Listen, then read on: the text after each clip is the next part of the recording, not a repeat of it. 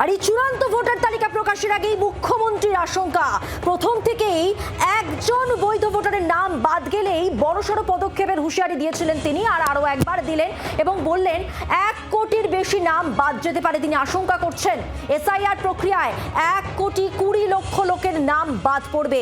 লুকিয়ে লুকিয়ে নাম বাদ দেওয়া হচ্ছে, তথ্যগত অসঙ্গতির কথা বলে নাম বাদ দেওয়া হচ্ছে। একেবারে বিস্ফোরক অভিযোগ মমতা বন্দ্যোপাধ্যায়। এবার কিসের ভিত্তিতে তিনি এই আশঙ্কা করছেন, এই বিস্ফোরক অভিযোগ করছেন জানবো। রয়েছেন আমাদের সঙ্গে প্রতিনিধি শ্রেয়সী গঙ্গোপাধ্যায়। শ্রেয়সী, একেবারে দেখো, যেটা মমতা বন্দ্যোপাধ্যায় গতকাল তিনি একটি ভবানীপুরে অনুষ্ঠানে তিনি স্পষ্টত আশঙ্কা প্রকাশ করেন যে রাজ্যে প্রায় 1,20,00,000 মানুষের নাম বাদ যেতে চলেছে। সেখানে তিনি বলেন যে ইতিমধ্যেই প্রায় 58 লক্ষ মানুষের নাম বাদ গিয়েছে এবং এরপরে প্রায় 80 লক্ষ।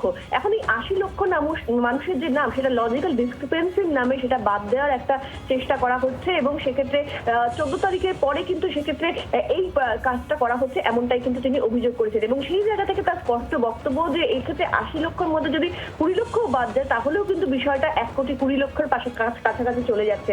এখন এই জায়গা থেকে তার যেটা স্পষ্ট অভিযোগ যে এক্ষেত্রে ইলেকশন কমিশন তারা সুপ্রিম কোর্টেরও যে নির্দেশ, সেই নির্দেশ তারা মানছে না কিছুতেই। সেই জায়গা থেকে দাঁড়িয়ে তিনি আশঙ্কা প্রকাশ করেন যে যেভাবে চলছে ইলেকশন কমিশন, তাতে কিন্তু রাজ্যে প্রায় 1,20,00,000 মানুষের নাম কিন্তু ভোটার তালিকা থেকে বাদ যেতে চলেছে। ধন্যবাদ শ্রেয়সী। এবার শুনবো মুখ্যমন্ত্রী মমতা বন্দ্যোপাধ্যায় এবং বিরোধী দলনেতা শুভেন্দু অধিকারী কি বক্তব্য পরপর। আজকে এসআইআর চলছে, অনেকের ভোটাধিকার বাদ গেছে। আমি দুঃখিত।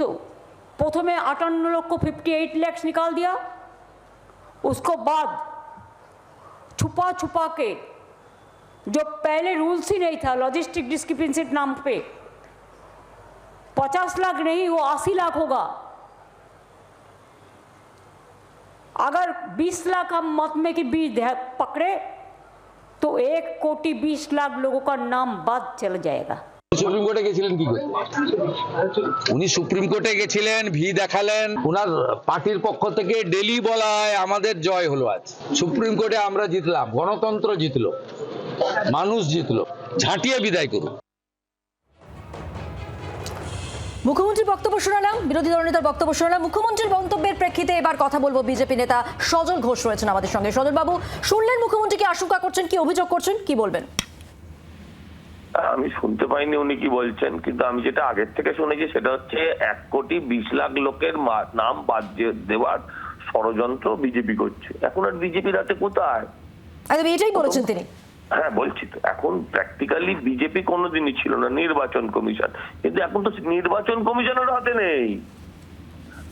এখন তো নির্বাচন কমিশনের হাতে নেই। আমি বলছি একটা ভালো ডাক্তার দেখে, একজন ভালো ডাক্তার দেখে ওনাকে দেখানো উচিত। ওনার মানসিক সুস্থতা, আমি সফলতা কামনা করি যে ওনার মানসিক সুস্থতাটা একেবারে অস্থির।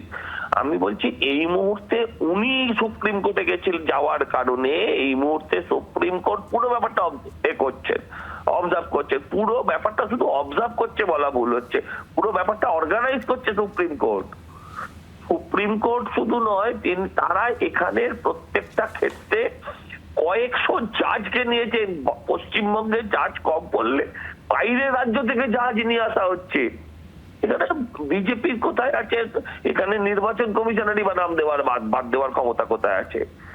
উনি যে আঙুলটা তুলছেন, প্র্যাকটিক্যালি উনি বিচার ব্যবস্থার দিকে তুলছেন এবং সেটা সম্পূর্ণভাবে না বুঝে তুলছেন, কারণ ওনার মানসিক স্থিতি ঠিক নেই। ওনার মানসিক স্থিতি ঠিক নেই, গদি হারানোর ভয়ে পাগল হয়ে গিয়েছেন। অনেক ধন্যবাদ কথা বলার জন্য। কথা বললাম বিজেপি নেতা সজল ঘোষের সঙ্গে। এবার কথা বলুন তৃণমূল মুখপাত্র সুদীপ রাহার সঙ্গে। সুদীপ বাবু, শুনলেন বিজেপির পক্ষ থেকে সজল ঘোষ তিনি কি বলছেন? তিনি বলছেন যে নির্বাচন কমিশনের হাতে নেই, বিচার ব্যবস্থা নিয়ে প্রশ্ন তুলছেন মুখ্যমন্ত্রী, মানসিক সুস্থতা নিয়ে প্রশ্ন তুলছে বিজেপি।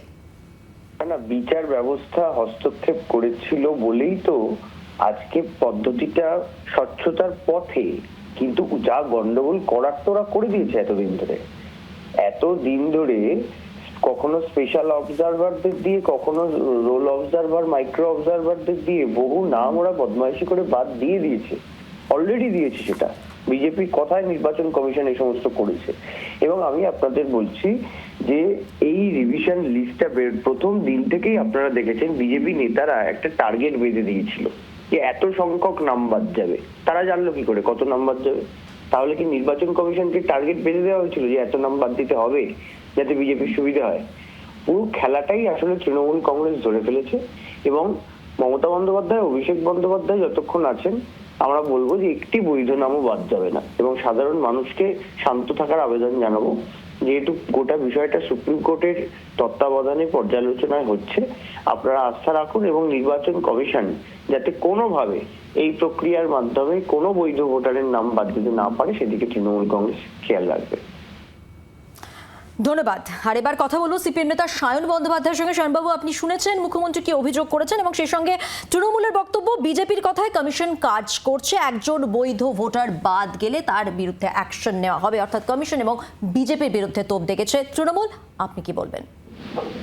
সিপিআইএম এর তরফ থেকে আমরা বলে দিয়েছি যে একটা বৈধ ভোটারের নামও যদি বাদ যায়, আমরা জিনা হারাম করে দেবো নির্বাচন কমিশনের। এবং নির্বাচন কমিশন যে বিজেপিকে খুশি করতে এই কাজ করেছে, সুপ্রিম কোর্ট তিনবার হস্তক্ষেপ করলো এসআইআর প্রক্রিয়ায়। বিচারককে এসআইআর এর কাজ করতে হচ্ছে এখন। সমস্ত নিচের আদালতগুলো কাজকর্ম সব বন্ধ করে দিয়েছে। লজ্জা নেই নির্বাচন কমিশনের। বিজেপির জামানায় নির্বাচন কমিশনের মতো একটা কনস্টিটিউশনাল বডি কোথায় গিয়ে দাঁড়িয়েছে এসআইআর এর প্রক্রিয়া দেখলে বোঝা যাচ্ছে। কিন্তু রাজ্যের বিরোধী দলনেতাও মুখ ফুটে বলছেন 1,20,00,000 নাম বাদ যাবে, মুখ্যমন্ত্রীও বলছেন 1,20,00,000 নাম বাদ যাবেন। এই যে আরএসএস এর বড় ফুল আর ছোট ফুল, এরা এত তথ্য পাচ্ছে কোথা থেকে? সাসপিসিয়াস। কিন্তু আমরা আবার বলছি, একজন বৈধ ভোটারের নাম যদি বাদ যায়, জিনা হারাম করে দেবে লাল ঝান্ডা। আমরা পাশে আছি। অনেক ধন্যবাদ কথা বলার জন্য।